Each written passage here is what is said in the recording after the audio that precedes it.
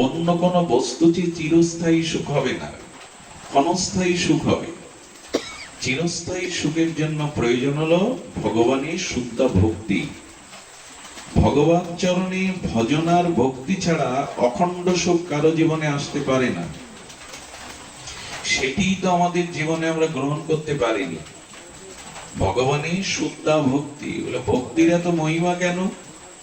দেখুন, ভগবান আপনাকে অষ্টসিদ্ধি দিতে পারে, অনিমা লঘিমা দিতে পারে, ভগবান আপনাকে রাজাধিরাজ করতে পারে, ধনশালী বিদ্বান উচ্চকুলে জন্ম দিতে পারে, আপনি পঞ্চ মুক্তিও পেতে পারেন। তবু ভক্তি যদি না পান, সব কিছু স্থায়ী সুখে রূপ নেবে না, খণ্ড সুখ হয়ে যাবে। স্বর্গে গেলে কিছু সুখ ভোগ করে আবার আসতে হবে।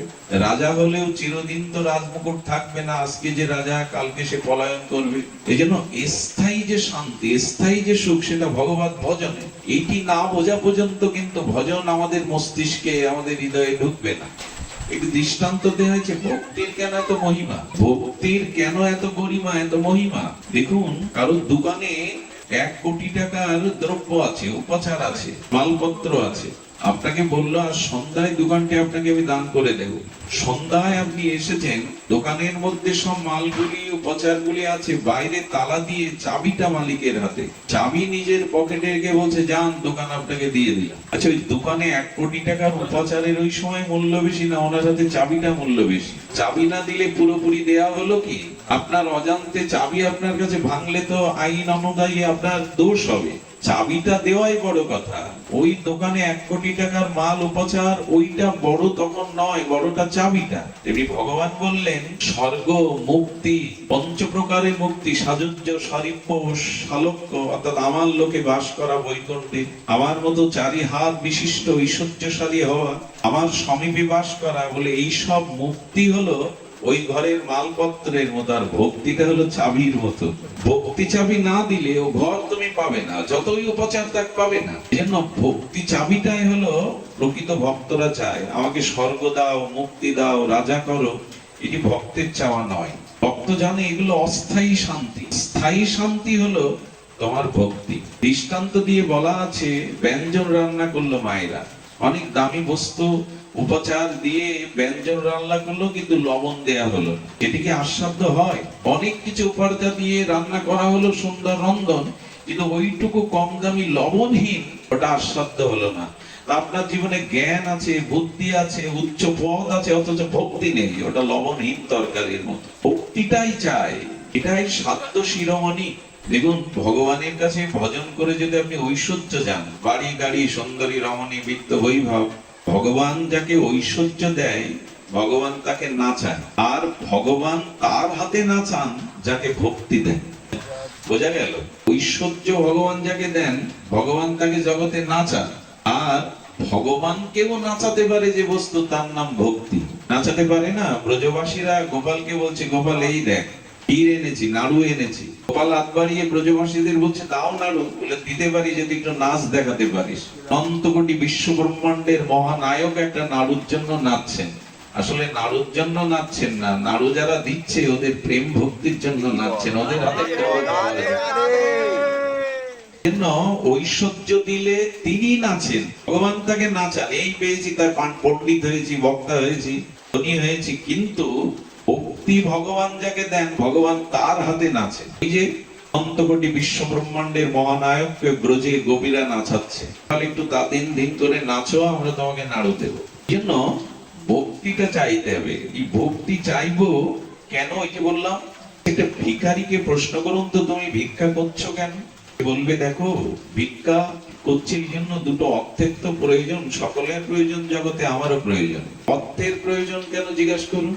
বলবে, অর্থের প্রয়োজন দ্রব্যের জন্য। দ্রব্যের প্রয়োজন কেন? বলে, খেয়ে তো দুটো বাঁচতে হবে। খাও কেন? ক্ষুধা লাগে তাই খাই। তো ক্ষুধা লাগে তাই খাও, তো খেলে কি হয়? বলে, ক্ষুধা নিবৃত্তি হয়। খেলে কি হয়? ক্ষুধা নিবৃত্তি। বলে, ক্ষুধা নিবৃত্তি হলে কি হয়? বলে, শান্তি হয়। এই দেখুন, ভিখারিও ওইখানে চলে যাচ্ছে। ক্ষুধার জঠরগ্নি জ্বললে কেউ শান্তি পায়? ক্ষুধাতে যদি 2-4 দিন পেটে কিছু না পড়ে, শান্তি পায় কি? ক্ষুধার দ্রব্য দ্বারা ক্ষুধা নিবৃত্তি হলে একটা শান্তি আসে। তার মানে ভিখারিও দুটো হাত পাচ্ছে কিসের জন্য? ওইখানে চলে যান শান্তির জন্য, গোড়াতে ওইখানে চলে যেতে হবে। শান্তি কে না চায়? শান্তি সকলেই চায়, কিন্তু সকলে পায় না। শান্তি পাওয়ার উপায় হলো ভক্তি। কেন সীতাকে সকলেই চেয়েছিল, একমাত্র হনুমান ছাড়া সীতার কাছে কেউ যেতে মনে পড়ে রামায়ণে। সীতা অন্বেষণে সবাই বেরিয়েছিল, কিন্তু হনুমান ছাড়া মা সীতার কাছে প্রথমে কেউ পৌঁছাতে বলে আগে ভক্তি আর ভক্ত হও, তবেই তো শান্তি বা ভক্তি। কিন্তু তোমার মধ্যে ভক্তি থাকুক। এই ভক্তিটা কি? ভক্তি সম্পর্কে অনেক মহাজন বহুভাবে ব্যাখ্যা করেছেন, কিন্তু ভক্তি শব্দের সরলত্ব কি? ভক্তি শব্দের সরলত্ব হলো প্রিয়কে, প্রভুকে সুখময় তাৎপর্যে সুখ দেওয়া, সেবা দেওয়া, বিনিময় ওই সেবা বা সুখ যেটা প্রিয়কে দিচ্ছেন, ভগবানকে দিচ্ছেন, তার কাছ থেকে অন্য কিছু না চাওয়া। যদি এরকম সরল করে ভক্তির ব্যাখ্যা করা হয়, পরমকে সুখ ও সেবা প্রদান করা, বিনিময় কিছু না চাওয়া। ইচ্ছাটাই কামনা। কামনা কাকে বলে? কোনো কিছু ইচ্ছা জাগাকে, অর্থাৎ নিজ ইচ্ছা না রেখে যদি তাকে সুখ বা সেবা দেওয়ার ইচ্ছাটাই প্রবল হয়, এরই নাম অবলিষ্টা সন্ন্যম জ্ঞানাক্কার মনপ্রীতম আনুকূল্যেন কৃষ্ণ অনুশীলনাং ভক্তির উত্তমা। স্বামীগণ বলছেন ভক্তি কাকে বলে? আনুকূল্যময়ী সেবা। তিনি যাতে সুখী হন, তিনি যাতে আনন্দ পান, এই সেবার বিনিময়ে কোনো বিনিময় না করে যে আমি তোমায় সেবা করছি, তুমি আমাকে সুখ, শান্তি, সুস্বাস্থ্য, বাড়ি গাড়ি, মৃত্যুর পর মুক্তি দাও। কোনো কিছু ইচ্ছা না চাওয়া, তার সুখের জন্য সবকিছু সমর্পণ করা, এরই নাম। দ্রুত বলে গেলাম, কিন্তু জীবনে দ্রুত এসব আসবে না। আর কোনো ইচ্ছা নেই, শুধু তুমি সুখী হও, এ মুখে বলা যায়। এটি অনেক অনেক অনেক উপরের ব্যাপার, যে আমার সুখ চাই না, তুমি কিসে সুখী হবে? তাকে সুখী করতে চাইলেও আপনি পারবেন না, পরিপাটি জানতে হবে। লেখাপড়া জানি না, কোনো বাচ্চাকে যদি পড়ানোর ভাত দেন, আমি পড়াতে পারবো কি? আমারই তো বিদ্যা নাই। তো ভগবানকে সুখ কি করে দিতে হয়, এটা সাধু গুরু বৈষ্ণবের কৃপায় ছাড়া, ভজন ছাড়া আপনি মুখে বললেও পারবেন না। কি করে সুখী করবেন তাকে? সুখ দেওয়ার একটু বলি, যদি এটা অনেক উচ্চ স্তরের কথা। রাধারানীকে, যুগলকে যারা সেবা করে, গুরুদেব বৃন্দাবনে তার শিষ্যকে বলছে, কিরে রাধারানীকে জল সেবা দিয়েছিস, কি দিলে দেখি, সেবা শিখেছিস? রাধারানীকে যে গ্লাসে শীতল পানীয় জল দিয়েছে, ওটার গোটা একটা তুলসী পাতা হতে। কত ভাগ্য! সেবা শিখলে না, রাধারানীর কোমল বদনে অর্থাৎ ঠোঁটে ওই বড় তুলসী পাতাটা যাবে। তুলসী পাতার যে শক্ত অংশটা এদিকে আছে, ওটাও তো তার কোমল অধরে বাজবে, ব্যথা লাগবে। চিন্তাটা কোথায় চলে গেছে দেখেন গুরুদেব। কি দিতে হবে বলে? তুলসীর অগ্রভাগটা ছিঁড়ে দিতে হবে, যাতে বদনে চিন্তা আসে আমাদের মাথায়। তুলসী ধোয়া কি ধোয়া না দিয়ে দিলাম, তুলসী দিয়ে দিলাম, তার ডাটাও আছে না, রাধারানী পাও, এরকম না। দিলাম, এরকম না। চিন্তাটা কোথায় চলে গেছে? রাধারানীর ঠোঁটটা অত্যন্ত কোমল, কোমল ঠোঁটে গোটা তুলসীটা তার ব্যথা লাগতে পারে। তুলসীর অগ্রভাগটা দিতে হয় রে, একটু অংশ দিতে হয় কোমল, মানে ছোট তুলসী পাতা যেগুলো খুব কোমল, শক্ত না, ওইটাই তার বদনে বাঁধবে না। জল তো পাওয়ালি রাধারানীকে, তার অধরটা মুছে দিবি কি দিয়ে? নতুন রুমাল রাখি, কাপড় রাখি, কিন্তু দেখবেন এইসব রুমাল কাপড় দিয়ে মুছলে ওইটা জলটা চুষে নেয় না। কাপড়টা বহুদিন কাচতে কাচতে কাচতে কাচতে মার উঠে গেছে, ওই কাপড়টা দেখবেন খুব হালকা হয়ে যায়, সুতি যায় না, অনেকদিন কাচতে কাচতে ওই কাপড়টা হালকা হয়ে যায়। আর ওর একটা গুণ কি জানেন? জলের উপর দিলেই চুষে নেয়। শীতল পাতলা হালকা বস্ত্র দিয়ে রাধারানীর বদনে দিতে হবে, যাতে সরল জলটা তাড়াতাড়ি চুষে নেয়। মুছে নিলাম থেকে গেল, এটা সেবা না। ভাবনার স্তরে আপনাকে পৌঁছাতে হবে। যুগল সেবা এরকম মুখের কথা না। আপনি কৃষ্ণচন্দ্রকে জল খাওয়াচ্ছেন, ওই জলের গ্লাসটা কেমন হতে হবে যাতে খুশি হয়? কেউ ভাবতে হবে কোন গিলাসে দেবে, বলে সেবা তো ওটাই। প্রকৃত সেবক কারা? সময়ে যে বস্তু আপনার প্রয়োজন, সময়ে যে বস্তু যেমন ভাবে আপনাকে সুখ দেবে, মুখে বলবেন, আপনাকে বুঝে নিতে হবে, এরই নাম সেবা। মুখের কথাই হয় গো। করতে পারলে মা বুঝতে পারে তাদের কখন ক্ষুধা লেগেছে, এটা মা বুঝতে পারে তার কি প্রয়োজন। ও বলে না, শিশু, ছোট শিশু বলে না, মা বুঝে নাই এই সময় তার এটি প্রয়োজন। কি করে বুঝে নাই? আত্মজ, আত্মা থেকে এসেছে তো সন্তান, পেটে ধারণ লালন পালন করেছে, প্রসব বেদনা সয়েছে, ওর অন্তরের কথাটা বুঝে নেয়। বুঝতে হবে ভগবান বলবে না, গুরুদেব বলবে না, কিন্তু কোন বস্তু কোন সময় সেবাতে তার আনন্দ হবে এটা বুঝে নিতে হবে। বলে কয়ে সেবা হয় না, এটা দাও ওটা দাও এই করো তাই করো, বলে কয়ে সেবা হয়, কয়ে তা হয় না, আর না বলে কয়ে সেবা। তো কোন আসে জল দিলে, পাত্রে জল দিলে শুকিয়ে হবে? বলে রাধারানীর অঙ্গটা কেমন? টিয়া পাখির যে পালক, যে পালক না হলুদ, রানীর অঙ্গ হলো জ্যোতি।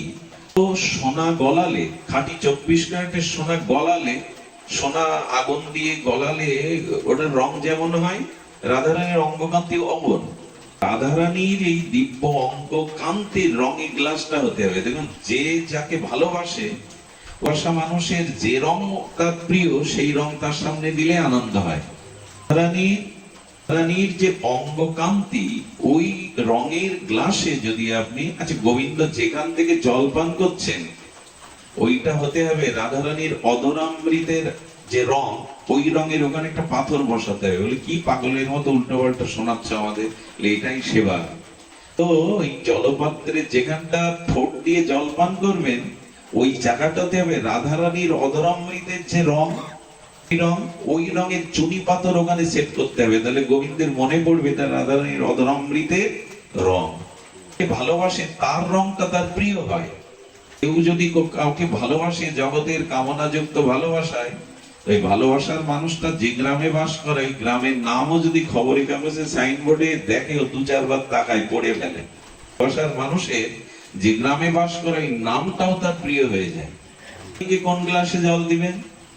অধরামৃতের জিলাভ নীল শ্যামল অঙ্গের চুনি পাথরটা ওই গ্লাসে রাধারানী যেখান থেকে অধর দিবেন, এই কথাগুলো না অনেক উচ্চতর, রাগ ভক্তির উচ্চস্তর কথা। আমি তো বলে ফেললাম এই কারণে, সেবা যার করছেন সে অনুকূলময়ী সুখ পাচ্ছে তো না, সেবা করতে হয় তাই করে যাচ্ছে, করতে হয় তাই নিয়ম করে যাচ্ছেন এমন না, তার সুখ হচ্ছে কিনা কথা।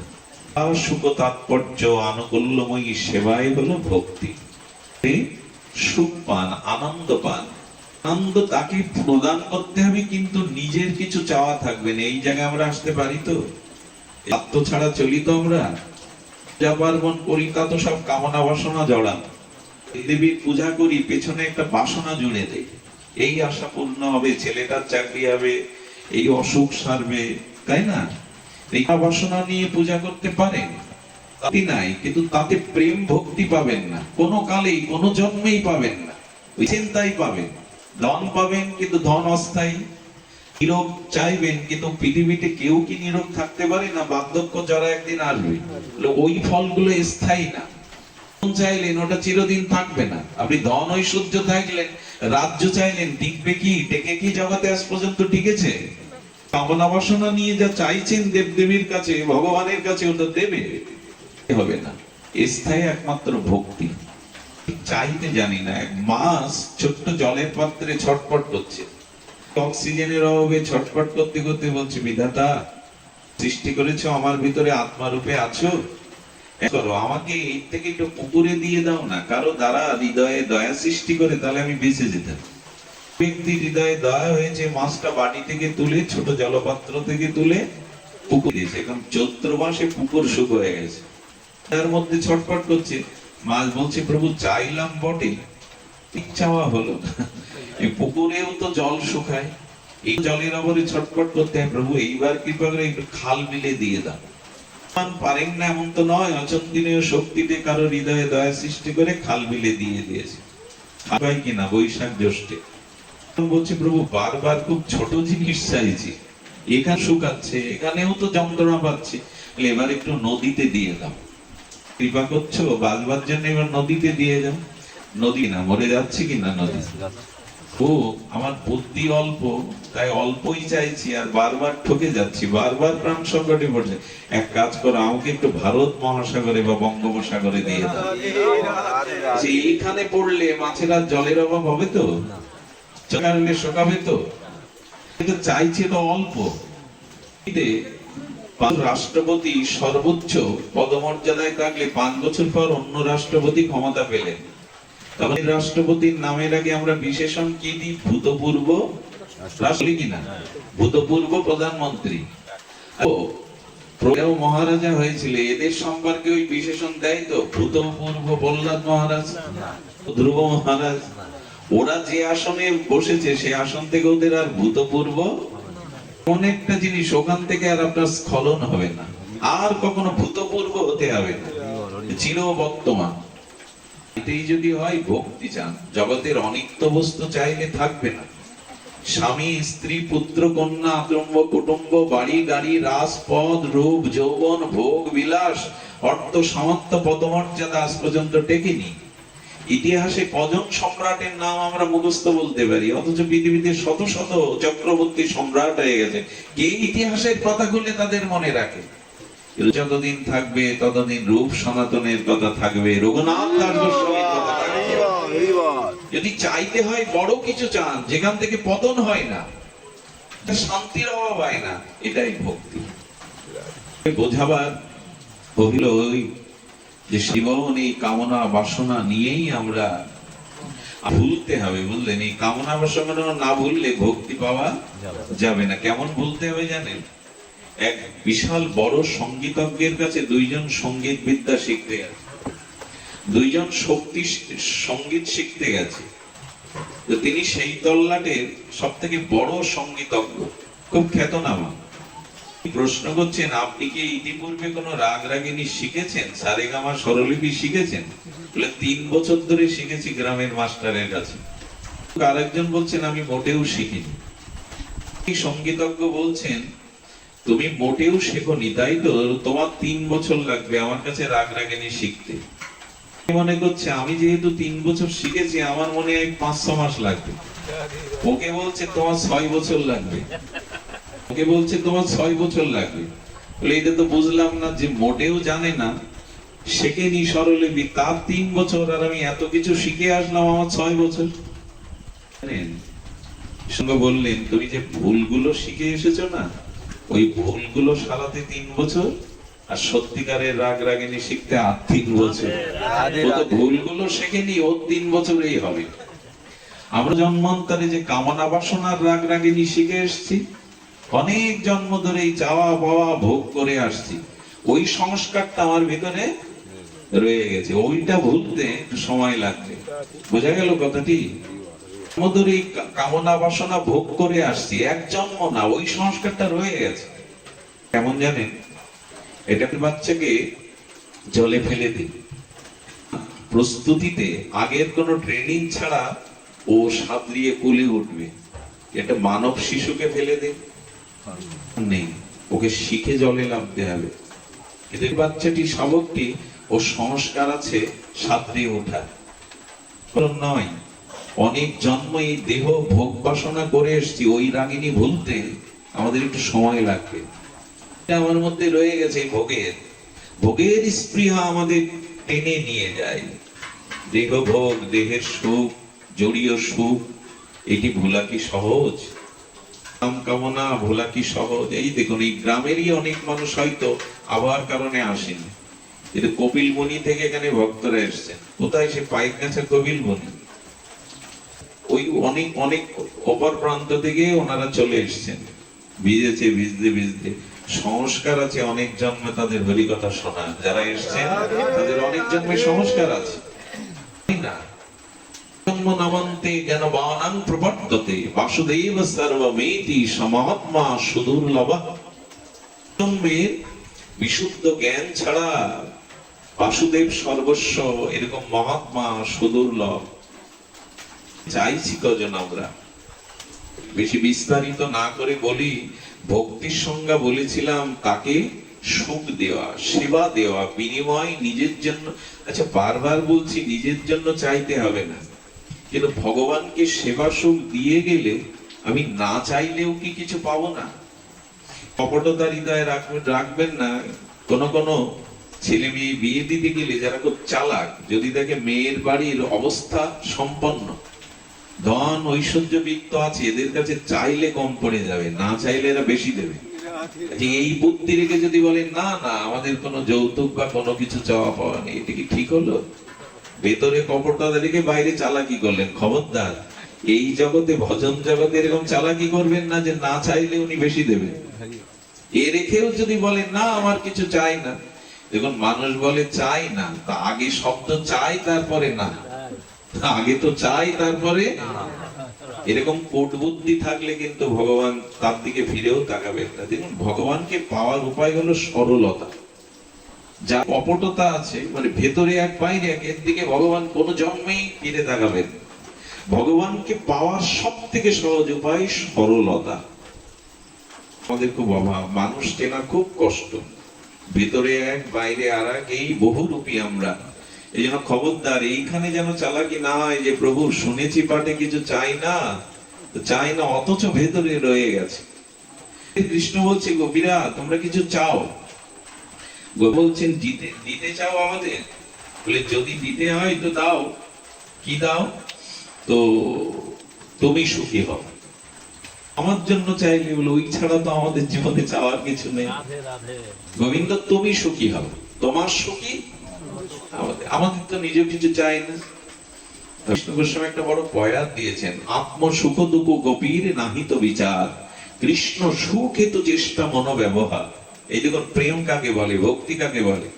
আত্ম সুখ দুঃখ গোপীর নাহিক বিচার। গোপীরা আত্ম মানে নিজ সুখ দুঃখের বিচার। আমি কতটা দুঃখ পাচ্ছি, কতটা সুখ পাচ্ছি, এটা গোপীরা বিচার। কৃষ্ণ সুখ হেতু চেষ্টা মন ব্যবহার। এই শব্দগুলো এমন করে রচনা করেছেন কবিরাজ কৃষ্ণ গোস্বামী, দুঃখের কোনো ধার ধারে না গোপীরা। কৃষ্ণ সুখের জন্য তাদের সমস্ত চেষ্টা আর ব্যবহার। মানে আমার চেষ্টা আমার ব্যবহারে সব যখন তার সুখের জন্য, আমার দুঃখ আসতে পারে। জরাব্যাধি, দেখুন সাধুদের জীবনে দুঃখ আর অসাধুর জীবনে দুঃখ দুটো একরকম না।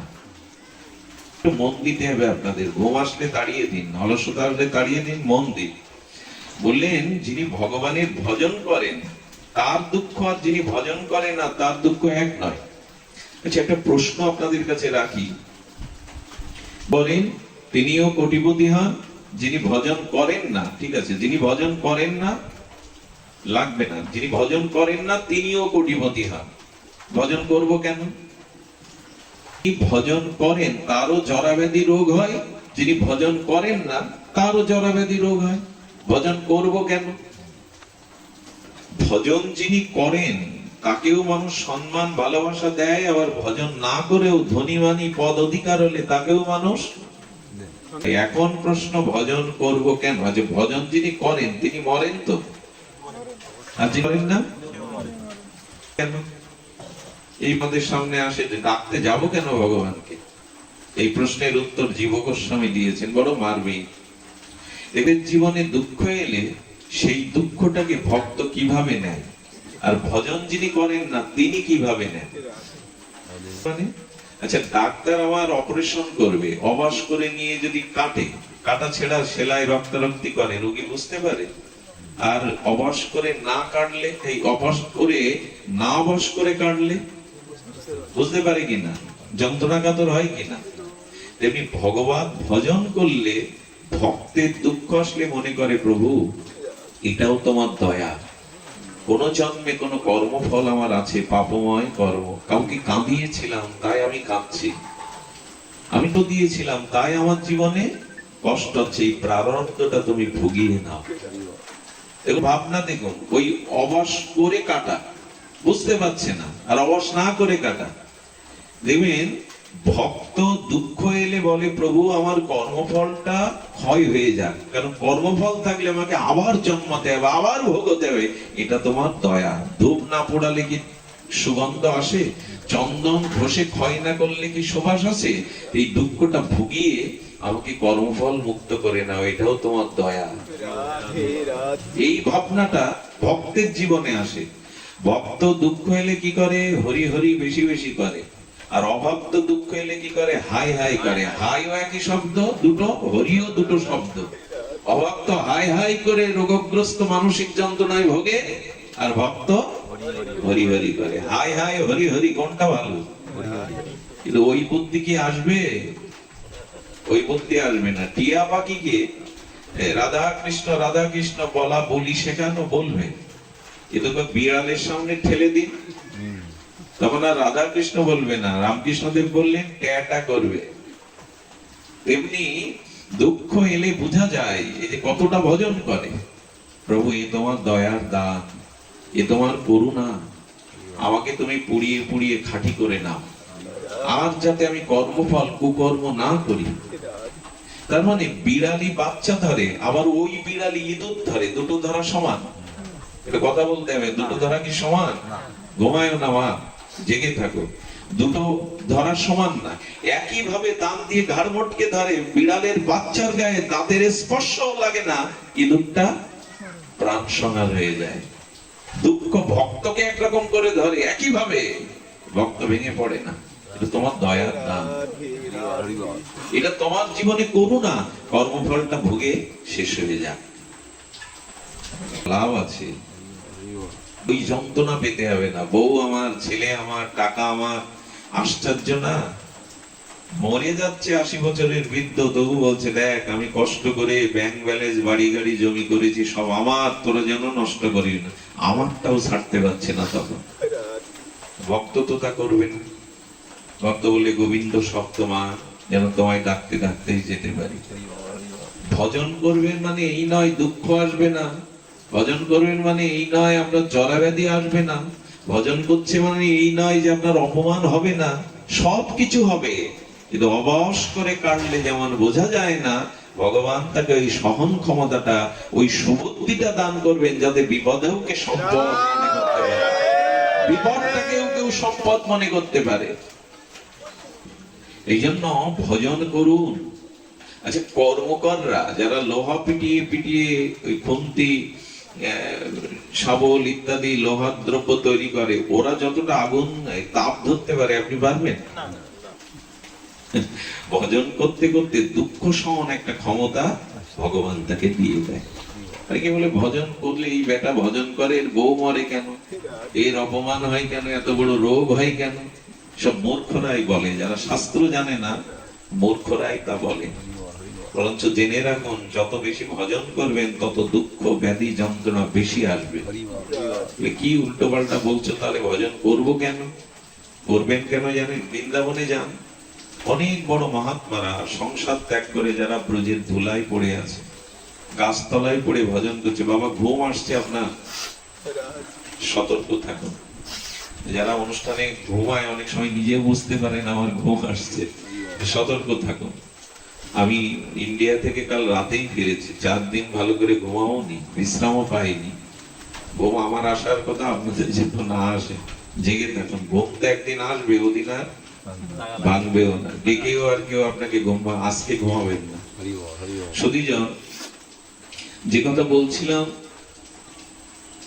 এই ভজন বৃন্দাবনে বড় বড় মহাত্মা, যেমন চৈতন্য বাবা, এর বড় বড় মহাত্মাদের বড় বড় অসুখ। আমি প্রশ্ন করেছিলাম, জীবন যৌবন সব রাধারানীকে দিয়ে গাছতলায় পড়ে ভজন করছে, এদের বড় বড় অসুখ কেন? এর কারণ হলো এই যে রাধারানীর ভজন করে, রাধারানী চাই এই জন্মেই তাকে সব কর্মফল প্রারব্ধ ভোগিয়ে আমার চরণে নিয়ে আসবে, যাতে আর অনুষ্ঠান দিচ্ছেন তার ৫ম স্বামীর মৃত্যুবার্ষিকী। উনি যদি বলেন বাবা আমার এত দুর্ভাগ্য কেন, কুন্তী দেবীর স্বামী চলে যায়নি, আমাদের নিমায়ের মা সচিমা, ভগবান যার গর্বে এলো, ভগবানের বাবা, নিমাই তখন খুব ছোট, বাবা মরে গেল। এগুলো ভাবতে নাই যে আমি দুর্ভাগ্য, কোনো একটা ইঙ্গিত আছে। দুঃখ এলেই ভক্ত জীবন ভগবতমুখী করার চেষ্টা করে। দেখুন, এই জগতে যাই করুন, সোনার মতো এত দামি দ্রব্যকেও আগুনে পুড়িয়ে, অ্যাসিডে পুড়িয়ে, দুঃখ জরা ব্যাধি দিয়েও ভগবান তাকে নিজের করেন। ভগবানের কাছে যেদিন দুঃখও চাইতে পারবেন, সেই দিনে আপনি প্রকৃত ভক্তি রাজ্যে প্রবেশের অধিকারী হবেন। প্রভু দুঃখ মাঝে মাঝে দাও, এটা খুব প্রয়োজন। দুঃখ না এলে মানুষের বিবেক চেতনা জাগে না, জীব অহংকারী ভোগী হয়ে যায়। শুধু দিন চাইবেন, রাত চাইবেন না, তা তো হবে না। শুধু জোয়ার চাইবেন, ভাটা চাইবেন, তা তো হবে না। শুধু বসন্ত চাইবেন, শীত নেবেন না, এ তো জগতের নিয়ম না। এই নিয়মগুলোই যদি মেনে নেন তো সুখের সাথে দুঃখ আসবে না, এটা কেন মানতে পারছেন না? এটা মানতে গেলেই ভগবানের ভজন করতে হবে আপনাকে।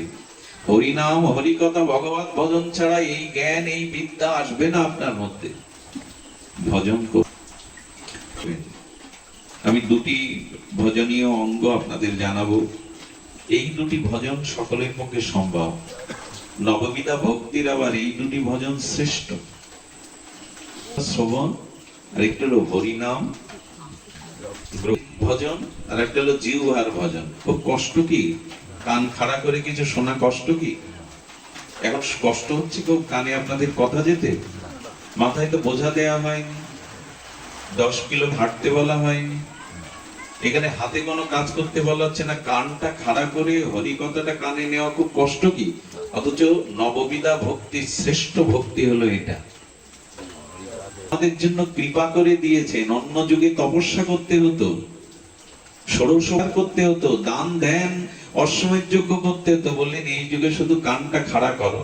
বললেন এইটা তো আমরা করি, বলে করি বটে, তবে বিষয় কথাতে ঝগড়াঝাটিতে পরনিন্দায় কান যতটা খাড়া করে শুনি, হরি কথা অতটা আমাদের কানে যায় না।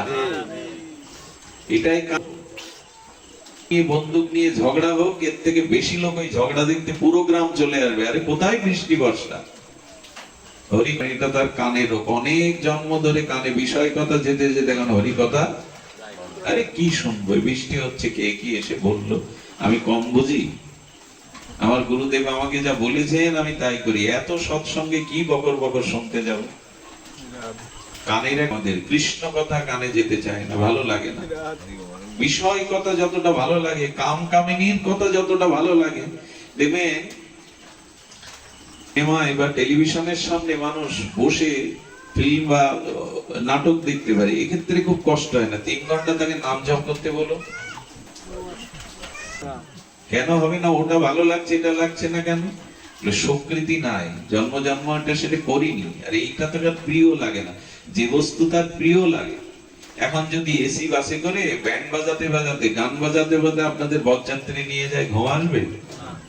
খুব কষ্ট হবে। এখানে অনেকের চোখ বলছে আমি আর পাচ্ছি না, এইবার বাবা ছাড়ো, বাড়ি যায়। তার কারণ কি? তাই আমাদের অভ্যাস, অনেক জন্মই করেছি ভজন, ওই কানে কৃষ্ণ কথা যাওয়া অভ্যাস না। এর মুখে হরি কথা, আবার বলছি শুদ্ধ ভক্তের মুখে হরি কথা, সেই কান খাড়া করে শুনুন। বলে শুনলে কি হবে? আর আপনার কোনো কাজ নেই, সব কাজ এইবার ওই হরি কথা করবে ভেতরে গিয়ে। বলে কি করবে? বলে প্রেম ভক্তি পাইয়ে দেবে, আর আপনার কিছু করার নেই, ওই করিয়ে নেবে। বলে কেমন?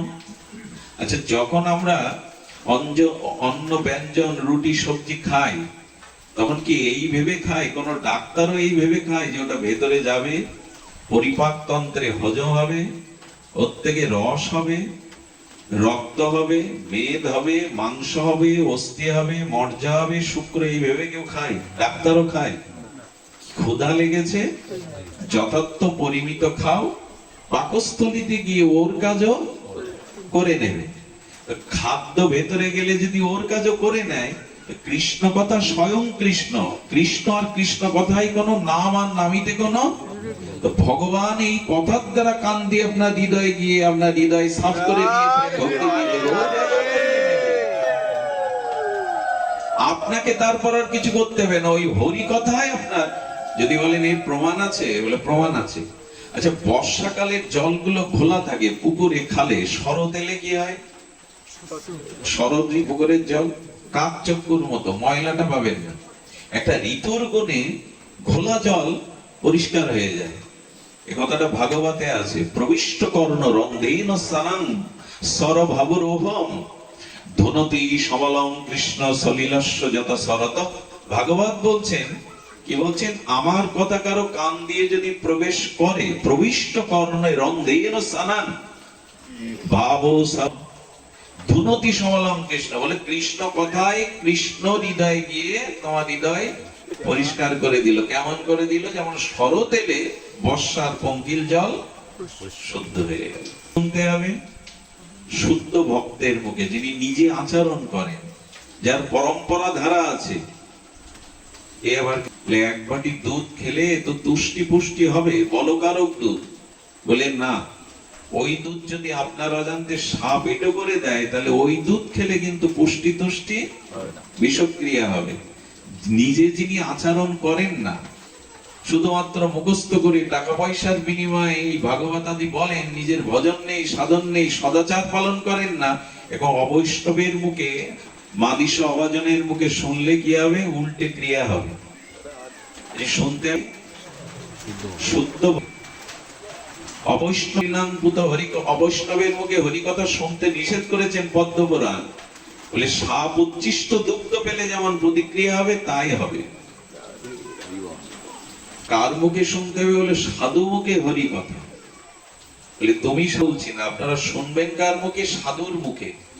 যিনি সদাচার পালন করেন, নিজে যিনি ভজন করেন, তার শ্রীমুখে হরিকথা। মুখস্থ করে পাণ্ডিত্যের দ্বারা অনেক কিছু বলা যায়। হাত দিয়ে বুলেট ছুড়লে বুলেটই গায়ে আঘাত লেগে পড়ে যাবে। রিভলভার দিয়ে শুট করো, তাহলে হৃৎপিণ্ড। হাত দিয়ে বুলেট ছুড়ে মারলে বুলেটের কি হবে? বুলেটই পড়ে যাবে। রিভলভারের মধ্যে গতি আছে। যে ভজন করে তার কথার মধ্যে শক্তি সঞ্চারিত হয়, গতি সঞ্চারিত হয়। এই জন্য হরিনাম হরিকথা যারা বলেন, তাদের উচিত সদাচারী হওয়া। বিড়ি সিগারেট খেয়ে নাম করতে উঠলাম, কোনো কাজ হবে না। দীক্ষা জপ নেই, একাদশী নেই, সদাচার নেই, গলায় সুর আছে, নাম করতে শুরু করে দিলাম, কাজ হবে না। এগুলো শোনাবে ভালো, রাগ রাগিনী বাঁশি বেহালা কার না ভালো লাগে? আবেগ আসতে পারে আধা ঘন্টা, কাজ হবে না। জীবনের জগতে ফাঁকির কোনো জায়গা নেই, যেটুকু ভাবে করতে হবে। এইটা এখন খুব অভাব। টাকা আছে, পয়সা আছে, যার যোগ্য করে ফেললাম, হয়ে গেল দঙ্গা ডাক্কা। কাজের কাজ কি হয়? কোথায় সমাজের পরিবর্তন? কোথায় মানুষের স্বভাব পরিবর্তন? কোথায়? নাম যজ্ঞের আসরে বসেও যদি পাপড় খেতে আর বাদাম ভাজা খেতে হয়, কি খেতে গেছে না? ওই ক্ষেত্রে এখন এর দুর্দশা তো তাই। আমাদের শুদ্ধ সাধু মুখে শুদ্ধ সঙ্গ ছাড়া হবে না আপনার। ওই সঙ্গ কেমন জানেন? সংক্রামিত ব্যাধির মতো। যার ছোঁয়াচে রোগ হয়, তার পাশে গেলে কি হয়? তার মধ্যে ওই রোগ বাসা বাঁধে। আপনি যার সঙ্গ করবেন, সে যে জাতীয় হবে, আপনার ভিতর ওই জাতীয় ভাব প্রবেশ করবে। সঙ্গ আসক্তি, তার আসক্তি, তার ভাবটা আপনার মধ্যে প্রবেশ করবে। যাবেন না। স্বজাতীয় স্নিগ্ধ শুদ্ধ ভক্ত সঙ্গ করুন, আর সারা জীবন করেও বলবেন ও এখন ভালো সাধু জগতে নেই, ভালো গুরুদেব নেই, তো কোথায় যাব? শেষে এসে এই বলা আসবে। কিছু লোক দেখবেন খুব যুক্তি শিক্ষিত লোক বলে, আরে এখন গুরু আছে নাকি ভালো? বিয়ে পাশের খাতা দেখতে পারে? গুরু তোমার মনের মতো হবে না, তুমি গুরুর মনের মতো হবে। তোমার মনের মতো হতে গেলে তো গুরুর উপরে তোমার বিদ্যা থাকতে হবে। বলে বেড়ায় ভালো। আমি আপনাদের দিচ্ছি না, আমি দীক্ষা দেই না, দেবো না সারা জীবন। ওই কথায় ভালো গুরু নেই, যাবো কোথায়? নিজে সাধু ভেতরটা পরিষ্কার করো, ওই সাধু ভগবান তোমার কাছে পাঠাবে, সদ্গুরু তোমার কাছে ভগবান। তোমার ভিতরটা যদি শুদ্ধ হয়, ধ্রুব না ভগবান ধ্রুবের কাছে নারদকে পাঠিয়েছিল, গুরুদেবকে কে পাঠিয়ে দিয়েছিল? তোমার মন যদি শুদ্ধ হয়, অনুরাগ হয়, ভগবানই তোমার কাছে সাধু পাঠাবেন, গুরু পাঠাবেন। তা না হলে এখন গুরু নাই, সাধু নাই, আমি শুধু সাধু, আমি শুধু ভালো। কিছু শ্রেণী বলিয়া ওড়ায়, আর ভালো কিছু নেই। কার কাছে দীক্ষা নেব? সাধু ভাবে করো। একটা হলো হরিকথা শ্রবণ, এটি যদি করতে পারেন, আপনার জীবনে শুদ্ধ সাধুমুখে এটা ভেতরে গিয়েই কৃষ্ণ ভক্তির জন্ম দেবে। এই জন্য কৃষ্ণ ভক্তির জন্মমূল হয় সাধু সঙ্গ। এই সাধু সঙ্গই, দেখুন, সাধু সঙ্গ ছাড়া, গুরু কৃপা ছাড়া হয় না। আমি বিস্তার না করে বলি, প্রকৃত সাধু সঙ্গ, গুরুদেবের সেবা, এর মাধ্যমে ভক্তি আসে। আপনাদের এই ঝিনাইদহের ঘটনা, মাগুরা ঝিনাইদহ, তো বহুদিন পূর্বে এক সৎ গুরুদেব এক বাড়িতে এসে ভক্তদের ডেকে বলছে, কিরে আমাকে একটু তরমুজ পাওয়াতে পারিস? দেখুন, কিছু কিছু শিষ্য আছে যুক্তিবাদী, বলো গুরুদেবের কি মস্তিষ্ক বিকৃতি হয়েছে? তখন সিজন ছাড়া তরমুজ পাওয়া যায় না। 50 বছর আগে তরমুজ যখন তখন হতো, সিজনে ছাড়া পাওয়া যেত না। তো গুরুদেবের একটা জিনিস চেয়ে বললো, যাই সিজনেই হয় না। গুরুদেবের গুরুদেব যখন বলেন সেই কথায় যুক্তি আনবেন না, খুব বেশি তর্ক আনবেন না। তার সদ্গুরুদেব বলে তার ওই বলার মধ্যে কোনো হেতু আছে, এরকমটা ভেবে নিতে হয়। গুরুদেবের মস্তিষ্ক ঠিক নেই, সিজন না তরমুজ খেয়ে বসলো, সে বলতে গুরুদেব এখন তো ওটা পাওয়া যায় না, এখন ওটা সম্ভব না জোগাড় করা। এক সরল যুবক পেছনে বলছেন, গুরুদেব আপনার আশীর্বাদ হলে আমি পারবো, আপনি আশীর্বাদ করলে আমি পারবো। সরলতায় সে বলছে পারবো। বলি ঠিক আছে, যা নিয়ে আয়। 2 দিন পকেটে, ওর বাড়িতে 4 টাকা, তৎকালীন দিনে 150 বছর আগের ঘটনা, তৎকালীন দিনে 4 টাকার অনেক মূল্য। ওই 4 টাকা পকেটে নিয়ে 2 দিন না খেয়ে না দেয় বিভিন্ন বাজার হাটে ওই তরমুজ খুঁজে, যদি পাওয়া যায়, ওই বিশ্বাসে। 2 দিন পর তো হয়ে এক বাজারের পাশে এক বৃক্ষের তলে বসে রয়েছে। হঠাৎ দেখছেন একজন একটি পাত্রে করে 2টো করে তরমুজ নিয়ে যাচ্ছেন। 2টো। চাতক যেমন জল পেলে ব্যাকুল হয়ে যায়, গিয়েই চরণে পড়েছে, তুমি তরমুজ কোথায় পেলে? বলে কেন হয়েছে, অনেক সময় তো হয়, লাগিয়েছিলাম, পরিচর্যা করেছিলাম, হয়েছে, তো তুমি নিতে চাও? বলে হ্যাঁ গো। বলে 2টোর দাম 15 টাকা, 1 টাকাও কম হবে না। বলে আমার কাছে যে 4 টাকা আছে। বলেন আরে এটা সিজনের ফল না, আর এতে কম দামেও দেওয়া যাবে না, তুমি টাকা পকেটে রাখো, আমাকে বাজারে যেতে যাও। চরণ জড়িয়ে ধরেছে, যাবেন না, যাবেন না আপনি? তো বললেন না না, তুমি 4 টাকা দিচ্ছ কোন অর্থে? 15 টাকা দাম, তোমাকে এমনি এমনি দেবো আমি? এত কষ্ট করে এই 2টো ফল, এখন এটা পাওয়া যায় না। চরণে পড়ে বললেন কি, আমি মিথ্যা বলছি না, আমাকে সমাজ বাড়িতে মজুর খাটিয়ে দেবেন, তবু ওটা দিই। আমার কাছে ওটা ছাড়া নাই, আমি সমাজ আপনার বাড়ি যা করিয়ে নেবেন আমি খেটে দেবো সমাজ মজুরি, তরমুজ 2টো আমায় দিন। ওর চোখের জল আর সরলতায় 4 টাকা নিয়ে ওকে দিয়ে দিল। যখন আশ্রমে এসছেন, যে গৃহ আশ্রমে ছিলেন, গুরুদেব ঘরের মধ্যে 2 দিন বেরোননি। ভক্তরা বলেছিলেন আমাকে ডাকবে না কেউ। 2 দিন পর যখন ফিরে এলো, গুরুদেব দরজা খুলে দিলেন, দিয়ে তরমুজ ভোগ লাগিয়ে যখন গুরুদেবের সামনে দিয়েছে, সব শিষ্যরা অবাক হয়ে বলছে তরমুজ কোথায় পেল এই 2 দিনে? আমরা তো গুরুদেবকে কত কটু কথা বলেছি, মনে মনে ভেবেছি অযৌক্তিক কথা কেন উনি প্রস্তাবনা করলেন, এ তো সত্যিই তরমুজ এনেছে। গুরুদেবকে তরমুজটা দিয়ে যখন চরণে প্রণাম করতে গেছে, বলে হাত দিস না, বড় ব্যথা রে পায়ে। গুরুদেব আপনি 2 দিন ঘরের মধ্যে ছিলেন, শুনলাম বেরোনি, কিসের ব্যথা? ওরে আমি কি জানি না এখন তরমুজ ফলে না? আমি দেখতে চেয়েছিলাম তোদের সেবা ভাবনা কেমন। তুই যেদিন বেরিয়েছিলি ওই দিন আমিও তোর পিছু পিছু হেঁটেছি 2 দিন ধরে তোর সাথে। ওরে তরমুজ আমি মাথায় নিয়ে গিয়েছিলাম রে,